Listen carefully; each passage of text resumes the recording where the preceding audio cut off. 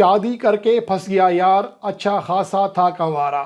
یہ آپ نے مشہور انڈین گانا ضرور سنا ہوگا، لیکن اب یہ صورتحال شاداب خان کے اوپر فٹ آ رہی ہے، جو کہ بیچارے شادی کے بعد اپنی خراب کارکردگی کی ہر جگہ وضاحتیں دیتے پھر رہے ہیں. ان کا کہنا ہے کہ شادی کی وجہ سے میری جو کارکردگی ہے وہ خراب نہیں ہوئی ہے، بلکہ میں انجری سے کم بیک کیا ہے میں نے، جس کی وجہ سے قدرے کارکردگی خراب ہے ضرور ہے، لیکن بہرحال میں اس کا جو ذمہ دار ہے یا اس کا بہانہ نہیں بنا سکتا کہ میں انجرڈ تھا. مجھے پرفارم کرنا چاہیے اور کوشش کروں گا کہ آئندہ آنے والے میچز میں پرفارم کروں. لیکن شادی کے حوالے سے ان کا یہ اصرار ہے کہ ایسا نہیں ہو سکتا کہ شادی کی وجہ سے میری کارکردگی خراب ہوئی ہو. اگر ایسا ہوتا تو شادی تو وہ جو بیگم ہوتی ہے وہ تو اپنا رزق لے کر خود آتی ہے، تو میری کارکردگی پر اچھا اثر پڑنا چاہیے تھا، نہ کہ نگیٹو.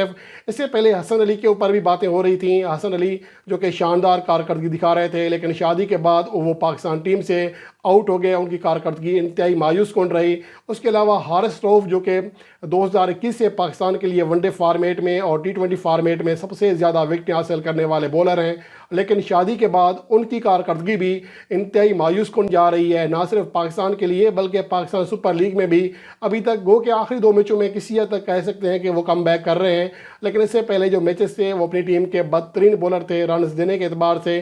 تو یہ چیزیں جو ہیں اب شاداب خان کو بھی فیس کرنا پڑ رہی ہیں. اگر ہم شاداب خان کی بات کریں تو ان کا ویسے جو پاکستان سپر لیگ کی تاریخ کا جو کیریئر ہے، صرف 2 ہی ایسے سال ہیں جس میں ان کی بیٹنگ کارکردگی اچھی رہی تھی اور وہ 100 سے زیادہ رنز بنانے میں کامیاب رہے تھے. لیکن اوورآل وہ اتنی بڑی کارکردگی نہیں دکھاتے ہیں بیٹنگ میں، لیکن ان کی جو بولنگ کارکردگی ہے اپنی ٹیم کے مشترکہ طور پر دوسرے ٹاپ وکٹ ٹیکر ہیں. لیکن اس کے باوجود ان کی بولنگ کارکردگی ایوریج لیول کی تو کہی جا سکتی ہے، لیکن آؤٹ کلاس نہیں ہے. اگر ان کی بیٹنگ کارکردگی کی بات کریں تو 5 میچز کی 4 اننگز میں صرف 20 رنز بنا سکے ہیں. 12 ان کا بیسٹ اسکور رہا. 5 رن فی اننگز کی ایوریج ہے اور 71.42 کا ان کا اسٹرائک ریٹ ہے. اور یہ عموماً آج کل ٹیسٹ میچوں میں بھی یا ون ڈے میں ہوتا ہے. اور اس کے علاوہ وہ صرف 2 باؤنڈریاں لگا سکے ہیں اور بولنگ میں وہ 6 وکٹیں حاصل کر چکے ہیں. لیکن ان کی جو ایوریج ہے وہ 27.66 ہے اور 8.73 ان کا اکنامی ریٹ رہا. ہر 19ویں گیند پر وکٹ حاصل کر رہے ہیں. ایوریج لیول کی کارکردگی ہے، لیکن اپنی ٹیم کے بہرحال دوسرے ٹاپ وکٹ ٹیکر ہیں حسن علی کے بعد اور ٹام کرن کے ہمراہ. لیکن اس کے علاوہ اگر ان کی کارکردگی کی بات کریں گزشتہ سال خاص طور پر بیٹنگ میں وہ آؤٹ کلاس تھے. ان کی 268 رنز بنائے تھے، جو کہ کسی بھی ایک PSL میں شاداب خان کے بنائے جانے والے سب سے زیادہ رنز ہیں.